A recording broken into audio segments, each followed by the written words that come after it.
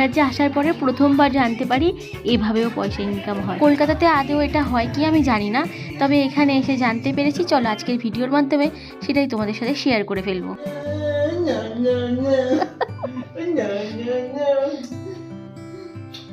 ঝাল লেগেছে, ঝাল লেগেছে, ঝাল লেগেছে। বাবাকে বাই করে দাও। মা আবার আসি, ওই সন্ধ্যাবেলা আবার খেলবেন? হ্যাঁ, বাবাকে এবার বাই করে দাও। কি মিষ্টি, সুন্দর খেতে হয়েছে। Good morning. টোটন তো অফিস যাচ্ছে, আর অফিস যাওয়ার সময় টুইঙ্কেল চিৎকার করে কাঁদতো। সেটা তোমাদের সাথে তো আগে শেয়ার করেছি। তার কারণটা কি অনেকদিন ধরে বোঝার চেষ্টা করেছি, তাই বুঝতে পারলাম ওকে যে কোলে নিয়ে তারপরে খাটে বসিয়ে দিয়ে যায় ওটাই ওর কান্না। কেন ওকে বাইরে বা পার্কে নিয়ে গেল না, ও তো আর জানে না টোটন কোথায় যাচ্ছে। আমি সেই জন্য টোটনকে বলেই দিয়েছি অফিস যাওয়ার সময় ওকে আর তুই কোলে নিবি না, আর যাওয়ার সময় এটা ওকে বলে যাবি যে আমি এখন যাচ্ছি, আবার বিকেলবেলায় এসে তোমার সাথে খেলবো। হয়তো এটা এখন কিছু বুঝবে না, কিন্তু রোজ রোজ করতে করতে এটাই ওর মনের মধ্যে থেকে যাবে যে বাবা দিদি ওরা কোথাও যাচ্ছে, ফের বিকেলবেলা আমার সঙ্গে ওদের সাথে দেখা হবে। বাচ্চারা কেঁদে জেদ দেখিয়েই সব কিছু পেতে যায়, আর সেটাকে আমরা প্রশ্রয় দিলে হবে না। তাই ওর কান্না জেদটাকে প্রশ্রয় না দিয়ে ওকে আলাদাভাবে বোঝাতে হবে। বাচ্চার জেদ রাগ পূরণ করা মানেই যে আমরা ওকে ভালোবাসি তা কিন্তু একদমই নয়। হ্যাঁ হ্যাঁ হ্যাঁ, আমি আর তুমি এখন থাকবে, হ্যাঁ ঠিক আছে। আমি খেয়েছি, হ্যাঁ আমি খেয়েছি। তুমি খাও, তুমি খাও, তুমি খাও, আমি খেয়েছি। আচ্ছা, ওর জন্য যে কিসমিসটা ভেজায় সেটা ওকে এইভাবেই দিয়ে দিই, আর ও একটু একটু করে ঈদের মতন খেয়েও নেয়। টোটন যখন অফিস যায় সবে ঘুম থেকে উঠে ওকে বাইরে নিয়ে এসেছি, কারণ টোটনের কোলে উঠলে তো সমস্যা করতো, সেই জন্য আমি নিয়ে চলে এসেছিলাম। আর হাতের সামনে এই সোয়েটারটা পেয়ে ওকে পরিয়ে দিয়েছি, কারণ এখানে ভালোই এখন ঠান্ডা পড়ে গেছে। আবার একটু বেলার দিকে ফের গরম, ফের বিকেলের দিকে ঠান্ডা। এই সিজন চেঞ্জের সময় বাচ্চাদেরকে খুব ভালোভাবে রাখতে হয়। একবার ঠান্ডা লেগে গেলে না কমানোটা খুব চাপের, সেই জন্যই প্রথম থেকে যাতে ঠান্ডা না লাগে তারই ব্যবস্থা করছি। আগে শীতে ছোটো ছিল, পুরো প্যাক করে নয় কম্বলের ভেতরে রেখে দিতাম, আর এখন তো কিছু পড়াতে পারছি না, সব টেনে টেনে খুলে দিচ্ছে, কি হবে ভগবান জানে। ভিডিও শুরুতেই তোমাদেরকে বলেছিলাম এখানে আসার পরে প্রথম জানতে পেরেছি যে এভাবেও টাকা ইনকাম হয়। চলো তাহলে সেটাই বলে ফেলি। আমাদের সোসাইটিটা তো অনেক বড়, আমি বাদ দিচ্ছি আমাদের এই গলিটুকুই ধরছি। এই গলিতে হয়তো আমরা 20টা ঘর রয়েছি, বা 20টা ঘরে 20 জন মহিলা রয়েছে। এই 20 জন মহিলা মিলে যদি 5,000 টাকা করে দিই 1 লাখ টাকা হয়। এবারে ওই 1 লাখ টাকাটা যে 20 জনের মধ্যে যে কোনো একজনের কাছে 1 মাসের জন্য যাবে। এবারে এ বলবে আমার চাই, ও বলবে আমার চাই।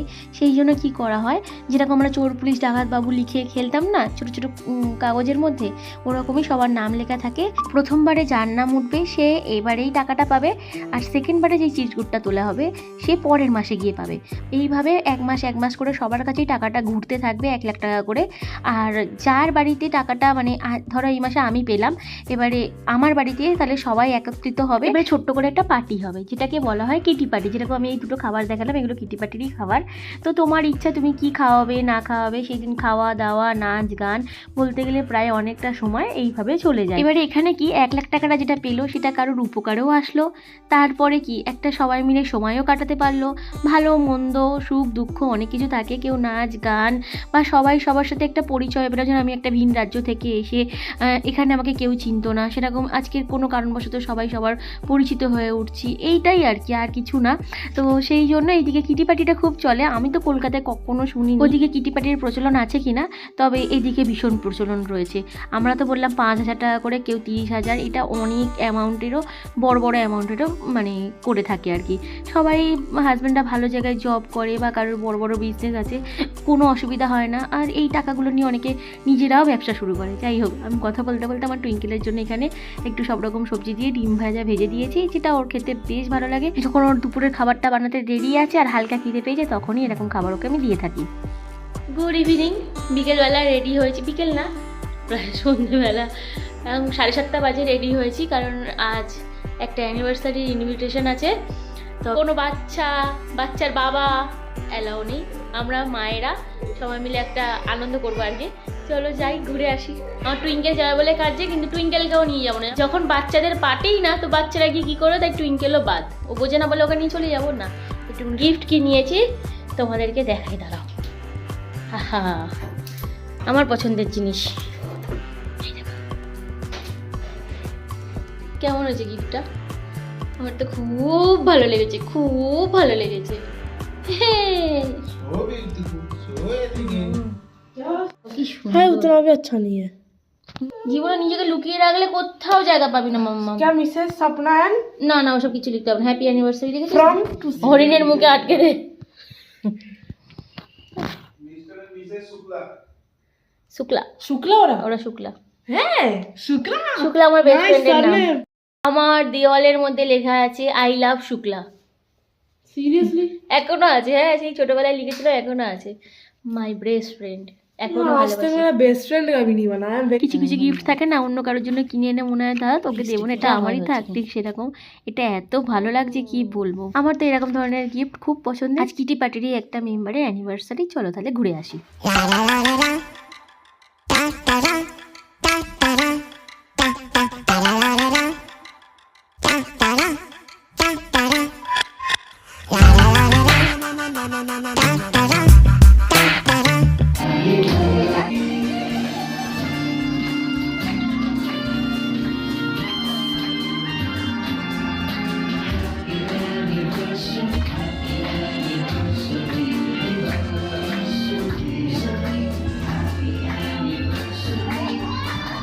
আজ এই অ্যানিভার্সারির দিনে নিজের ওয়াইফকে সবার সামনে কিস করাটা কোনো লজ্জাজনক ব্যাপার না, তাই আমি কাটলাম না, তোমাদের সাথে শেয়ারও করলাম। এই গিফটটাও আমার বেশ ভালো লেগেছে। এরকম ধরনের গিফট সত্যিই মন ছুঁয়ে যায়। এদিকে সব ভিন রাজ্য থেকে চাকরি সূত্রে এক জায়গায় থাকা, কিন্তু যে কোনো রাজ্যে যেরকম পোশাক হয়, কেউ এই যে এক্ষুনি যিনি অ্যাকোরিয়াম দিলেন রাজস্থান ড্রেস পরে রয়েছে। আর ওনাকে আমি সবসময় দেখেওছি হাতে বড় বড় অনেকগুলো যে শাখা চুড়িগুলো পরে সেরকম পরে থাকতে, ওরকম লেহেঙ্গা পরে থাকতে বেশ ভালো লাগে। যে যার কালচার নিয়ে সে সেই কালচার নিয়েই বাঁচে, আর সবার কালচারকেই রেসপেক্ট করতে হয়।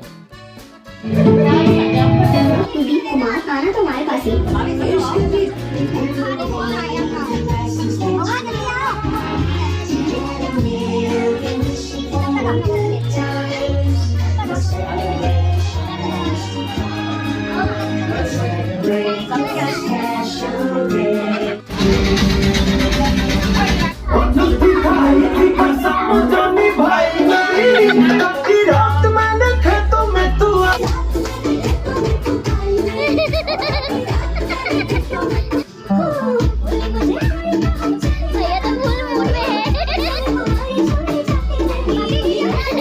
बंदूक चला ढाए ढाए की बंदूक चला ढाए ढाए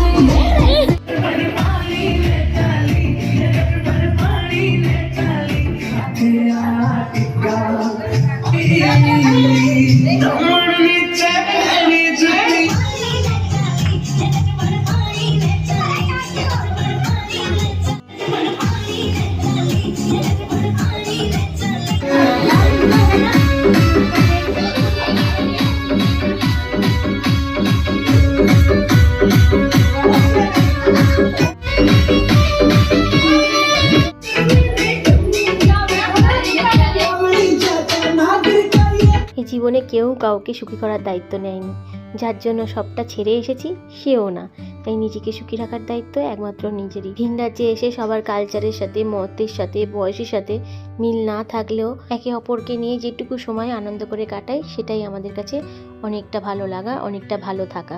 আজকের একটা ছোট্ট ভিডিও তোমাদের সাথে শেয়ার করলাম, যদি ভালো লেগে থাকে লাইক করে দিও। নতুন ভিডিও নিয়ে আবার তোমাদের সামনে খুব তাড়াতাড়ি ফিরে আসবো।